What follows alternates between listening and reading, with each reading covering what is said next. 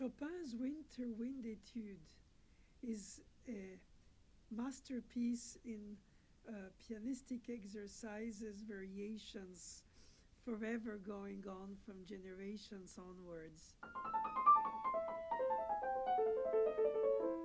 This broken chromatic scale with intervals of fourth, fifth, augmented second, fourth, major third, minor sixth, perfect fifth, minor seventh, in other words. Mi, do, la, do, la, mi, mi, do for 2 and 1. Then you have to practice the independence and strength of 5 and 4 that share a tendon. Which is why Chopin wrote it, so that you can exercise this, and of course to play it as written. It is in alternation between 5-2, 4-1, 3-2, 5-1, 4-2, 5-1, 5-2.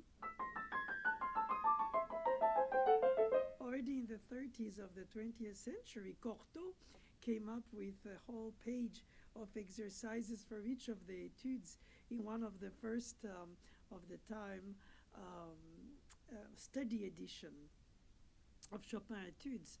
And many teachers customize their own for their students according to how to strengthen.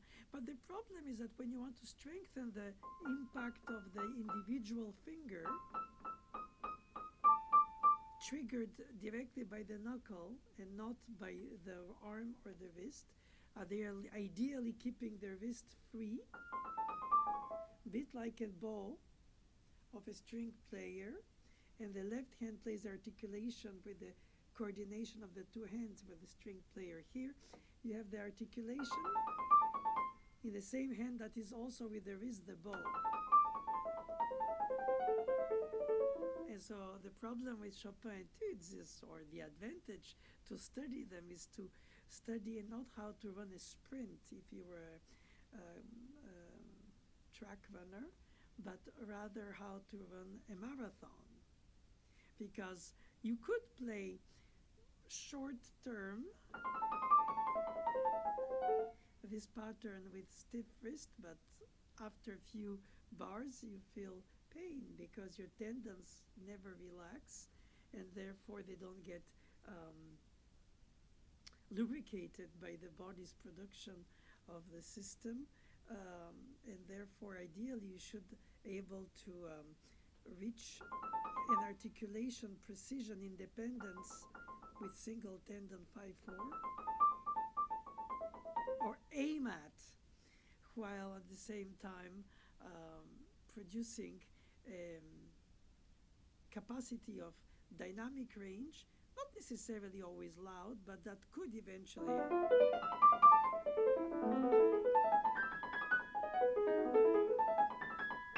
that treacherous high E that is a leap that is so easy to miss in the flow of the dramatic drive.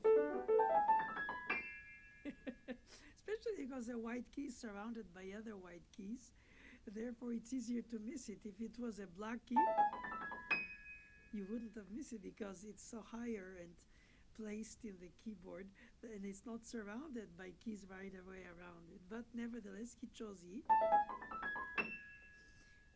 I think that it's safer to play with 3 instead of 5 and not try to stretch to catch it, but to fetch it, but to play it in front of it by moving up the elbow to secure it. It's almost like over precautious, but precaution is never enough. I mean, probably it is with age, but when you're young, you're daring. It's like, wow, I don't miss it, so it's okay. And it's truly choreographically more effective because people see that and they think, wow, what a visual ease to do that precision with the leap and not miss, because if you miss, you'll hear a dissonance, so you'll know it's wrong. But it's not an etude based on leaps. It just happens to have one at the end of the flow going up. It's more about descending scale, chromatic, the 12 tones. And therefore interrupted by drops of A minor chord.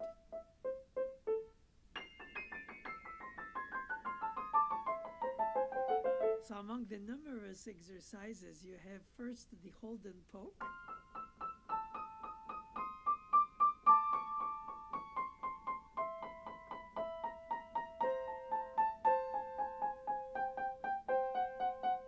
Which is a very useful exercise because it isolates not only when you have to trigger the key by dropping the finger, but also when you lift the key that was played,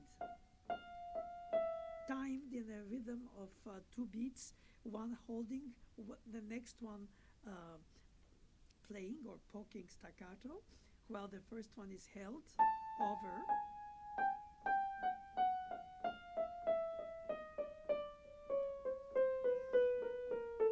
And the purpose of it is to avoid doing it with the wrist. Again, in order to maintain the wrist free while you strengthen the palm support of the hand, the muscle that supports the palm so that your fingers can drop while your wrist stays free. But for that dropping of the fingers, you do it finger by finger, white, black key, whichever fingering, 5, 4, 3, 5, 4, 5, 5, 4, 5, 4, 5, 4, 5, 4, 3, 5, 4, 5, 5, 5.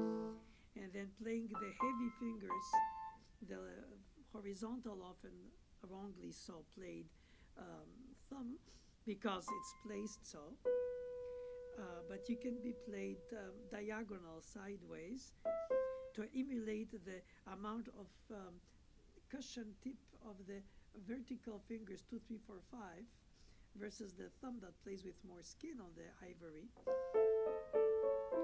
And because of that, if you play fast, as you should, and if your finger of the thumb, therefore, is relatively flat, then it plays with more surface of skin on the ivory, and you end up hearing an accent unintended. I exaggerated a bit for the demonstration, but it's not unusual. And so if you play the thumb, because the thumb has its knuckle on the side, whenever 2, 3, 4, 5 have their knuckles on the top. So their vertical fingers dropping, and the thumb has to become a vertical or at least diagonal finger by lifting its heavier length compared to the other fingers, because it comes more from the arm. So that you can play also. So when you play, you have equal lifting and dropping as a vertical finger, which then ensures the evenness. So the management of the flexibility and the often not enough practiced lifting of the thumb vertically before to play diagonally, rather than staying horizontally and playing horizontally, because then it plays too early. And when it's played fast, it sounds like an accent. Although it's very practical to be horizontal, after all, is the grabbing fingers. And we use it for scales. When we pass the thumb under, flexibly going under the palm, and this way you can reach a distant note in the step motion without to turn the wrist, or you shouldn't turn the wrist to fetch it. Those are basics of piano technique that anybody who's tried to play with 5 fingers piano realizes that 4 vertical, 1 is horizontal. Though in fast notes, as Chopin wrote them, you don't know when you listen to it, or you're not supposed to guess which finger plays what. You want to hear tiki tiki tiki tiki tiki tiki tiki tiki tiki tiki tiki tiki tiki tiki tiki fa de mi la re do re la do la do mi si. So for that you have to do with the balance with the wrist, because obviously thumb is heavier and second finger is stronger. Those are the grabbing fingers in terms of the construction of the tendons under the hand. This is the grabbing finger, so you have more independence and strength. But 5/4, less. 3/4, 3, somehow, not that much. 3/2 is better into intuitively natural independence. But 5/4, not so much. Like I like to tease when I compose a piece for piano, right hand alone, with long trills played fast with 5/4.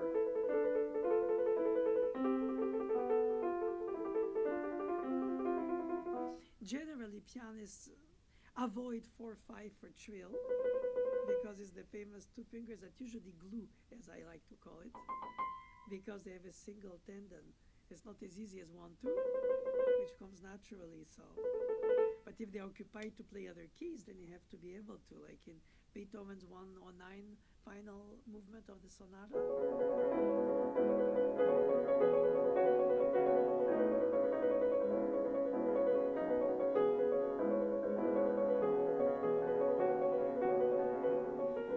I could go far away off topic with trills because they are an animal on their own. They have to be replayed inside the key before it's fully up in order to be replayed earlier, so that you can play more notes in a less time. Because composers rarely give us, in the exception of Beethoven's long trill, time to do long trills. For instance, Mozart's C minor sonata.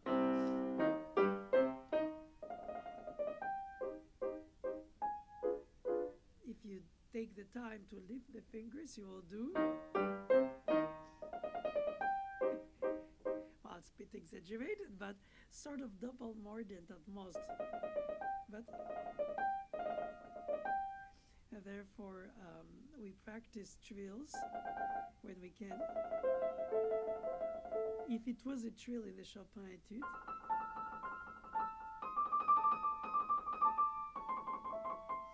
but that's a bit ahead of time because we're still in the hold and poke exercise for the top notes. But you can do it also for the lower notes, for the thumb and two. Now, honestly, it's less important because thumb and two have no problem of articulation because they have the grabbing fingers independent tendons.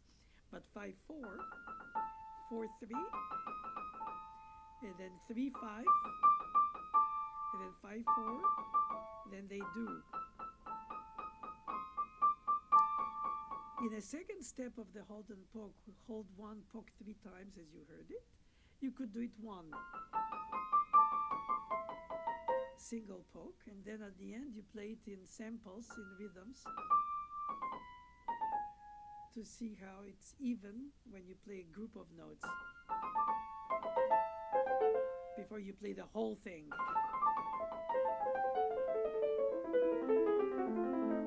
Because as I said earlier, it's a marathon, it's not a sprint or series of sprints. Therefore, inevitably, you have to work with the wrist position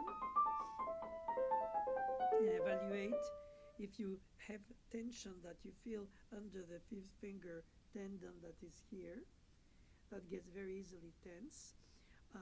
If you slightly elevate the wrist, slightly, not, slightly elevate, you make it almost breathe because it decontracts before to contract when it's, when you string, when you play quickly and loudly and projecting the 5 and 4, this tendon is very tight. If it stays tight, you get tendinitis, which you want to avoid, obviously. That's the whole purpose. Develop the independence of fingers, strengthen the articulation of fingers. That's the purpose of Chopin's Etude, study strengthening independently the weak fingers like 5/4. Meanwhile, you don't want to obtain by over-practicing and staying in tension for the tendons these exercises or this piece, this etude, because then you get a tendinitis which takes weeks and months to recover from. And therefore, it's good to do it incrementally and tense and monitor how much you feel the tendon being tense until you have the sensor in your brain aware of it. And if you feel like while you're playing it, it's happening, a slight movement of the wrist up, very small, because if it's big, it'll be uneven to play. That's not what I mean, obviously. It elevates the tension that is built up. And then you go to the hold and poke by double stops.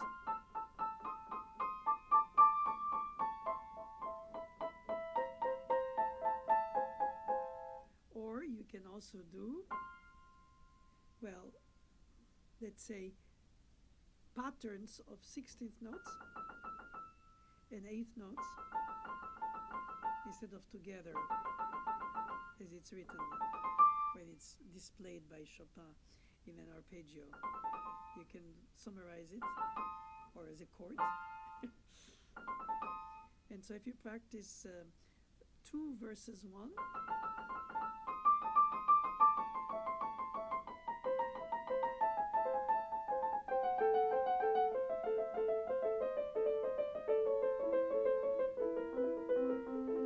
for the fun, you can do again the easy fingers, so to say, that 2 and 1.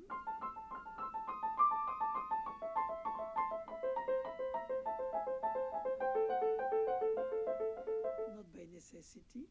And then, of course, both.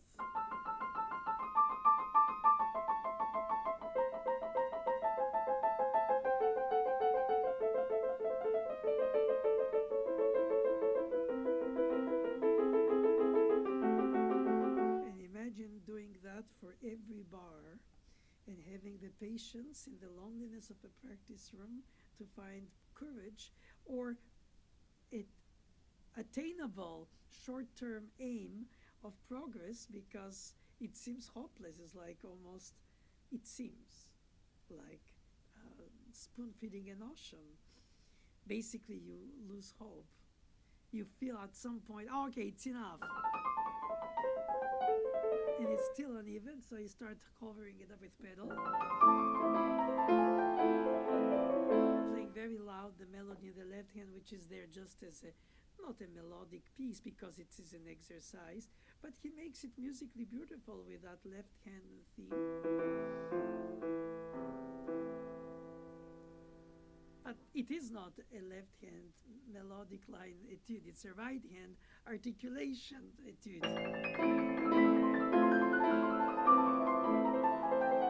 So it comes up also the moment of the power versus the articulation from the fingers, from the palm support with the knuckles, and the flexibility of the fingers and the tips very precisely touching the keys.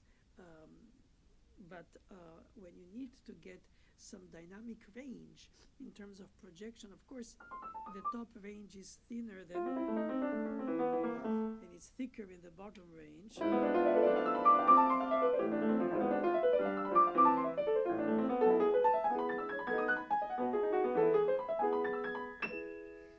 That famous leap to the high E. Okay, what you do is that then you have to start wobbling the wrist to give yourself tiny bit wrist movement that gives you a launching pad from the second or the first finger holding with a slight wrist movement that gives it a trigger to project it precise from close up, deep in the key, but very short touched. Sort of a staccato.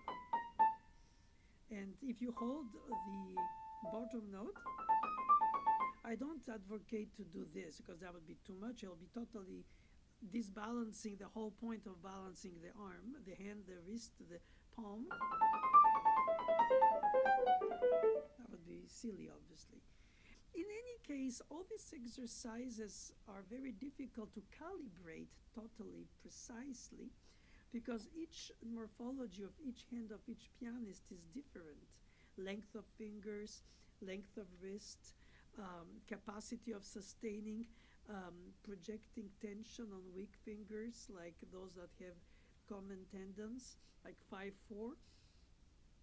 I don't say that people are born with even length fingers, because that is physiologically not the case, and with a wiring of the tendons that allows to have everything like 1 and 2.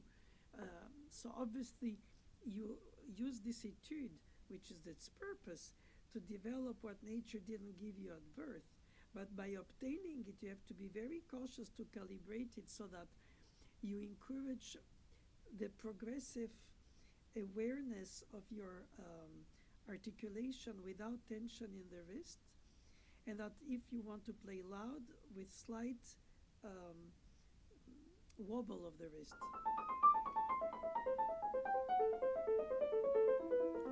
And then you practice like all pianists do basically always for articulation, which is the one held and fast moved sample of fast note.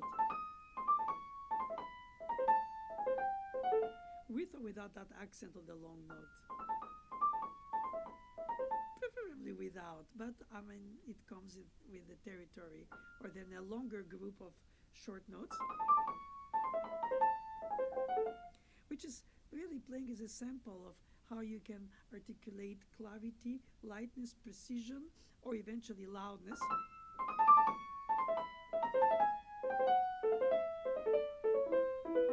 And then you decide to do 2 octaves.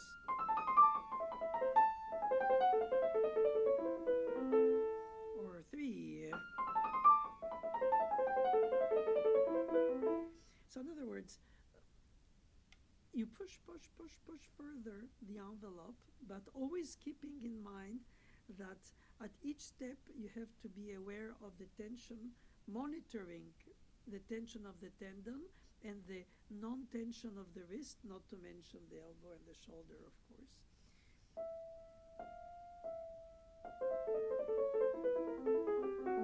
This detailed explanation is not really surprising to pianists. To non-pianists, it appears tedious, repetitive, boring, pointless, or if not pointless, so far removed from reaching the goal that you feel like practicing it is with an uncertain horizon of arrival. That is not wrong, but on the other hand, the motivation is to be able to handle pieces of music that require such articulation, such independence of fingers, such alternation of fingers that you find in music pieces. Not specifically through the etude for the etude itself. It's a study in certain specifics of developing the natural from birth hand position experience on the keyboard, the way it's displayed and the way our hand comes from birth. And then once you manage to handle this better, then you can find how, willingly or not, with an example that links it or not, you can see how it can benefit a piece you're practicing of music, whether it be Beethoven, Chopin, Mozart, Haydn, Schumann, somebody, everybody. They all played a keyboard, composed on a keyboard, and therefore had all 5 fingers. And inevitably, of course, the polyphony is different in the Baroque. In the classical, less, it's more harmony. And then in the, well, of course, with polyphony. But in the Romantics, Rachmaninoff combines both and complexifies with Scriabin all what Chopin already pushes the envelope with Liszt further after Mendelssohn. So there is a capacity of practicing that has to develop at the same time perseverance, which is the hardest thing for a pianist to have, because it's not fun, objectively, other than the ultimate objective whose horizon line is not visual, let's say, at short term. But you have to place yourself, meet to short-term goals about the articulation, the independence, the power, and the combination, and go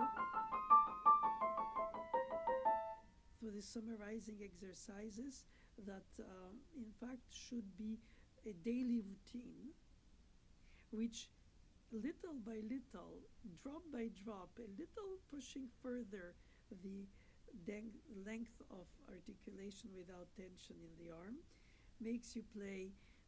It's basically like spelling a word, then syllables, then put the words in a phrase, which then syntactically enters in a chapter, and then it's a page, and then it's a book.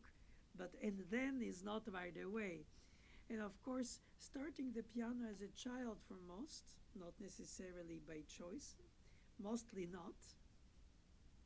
Nobody wants it at birth. We bypass some of the things that are awkward to do. Some are easier to do. Everybody has different ways of handling the same exercises that they're given, and mostly give up because repetitivity is time, school, and grows up, and the hand grows up. So you change what was stretched is less stretched, what is comfortable is less comfortable, and vice versa. So ultimately, the Chopin etudes are musical masterpieces as well as technical endurance training exercises combined. They're more pleasing to the ear than some exercises by earlier composers on piano technique specifics. But nevertheless, from Comtesse de Montgeroux, who saved her head literally by becoming the first conservatory Paris conservatory piano teacher, composing over 200 etudes after the revolution in 1789, instituted the conservatory in the early 1790s, to Czerny as a student of Beethoven, who composed so many exercises that most pianists have played, and Kramer and Schmidt, and so many have done before Chopin and since Chopin. And Debussy, for instance, also wrote etudes for technical aspect, not musical etudes like Rachmaninoff that are in fact little symphonies, or if you want to call them ballades or whatever. They're not only studies. Liszt also, like the F minor. Well, I mean, yes, Liszt is also very technical, but less than Chopin, who dedicated his Opus 10 to him. And Liszt dedicated no etude to Chopin. But I must say that it's a funny anecdote that this Opus 25, the second series of 12 etudes, which originally the Opus 10, the earlier group, Chopin dedicated to Liszt. They're contemporaries by a year. Chopin is from 1810 born and Liszt 1811, and they met in Paris and all that. So the Opus 25, the later 12 etudes, Chopin dedicated to, at the time, Liszt's partner, as they would say today, or lover back then, Comtesse Marie d'Agoult. And Liszt was very macho and feeling like she doesn't deserve etudes for piano since he dedicated Opus 10 to me. Why to her? He felt like he needed to be dedicated the Opus 25 too. Oh, silly little things. But the fact is, to us, but not to them then, all this out of context. But the fact is, those etudes persevere as exercise in wizardry of piano playing. And as a piano teacher, it's my full duty to find for each individual student's hand morphologically how to handle what Chopin has attributed for all of us to use in order to reach our goals. And my responsibility, unlike Chopin's, who's gone, is to be without tendinitis for the student. Because if you over practice it, it's like taking the whole pill box to cure faster. Of course, it's dosaged. Same thing here. It's like in gym, you don't pick up heavy weights at once. You do it progressively. You develop muscles, etc. But you can easily see in short term your progress then. Whenever in piano, it can take years before you start feeling comfortable with articulating 5/4 or 4/3. Some faster than others, I must confess, but we are not even in front of the progress. Willpower and perseverance and encouraging teacher hopefully helps. Discouraging teacher, not much, because if you push too much the envelope, the student might over practice on the short term to reach the goal and then hurt themselves. So for me, it's a very delicate and essentially important responsibility balance to reach that point without to go through this pain. Help the student reach their technical progress. I designed and composed exercises for my own students for finger independence also, based on the whole tone scale on which Chopin was teaching supposedly, because of the best disposition of the keyboard for the fingers, the long and the short, and also the independence, or the passing of the thumb, flexible under the hand for the scales, etc. Every teacher has his or her set of exercises for their students, own or from their teacher, or Brahms's exercises, and so on and so forth. But ultimately, what matters is to be very careful of not going too fast, nor on the other end, procrastinating by losing the hope to reach the progress which is intended with these exercises. As customized as possible to reach that goal. Thank you.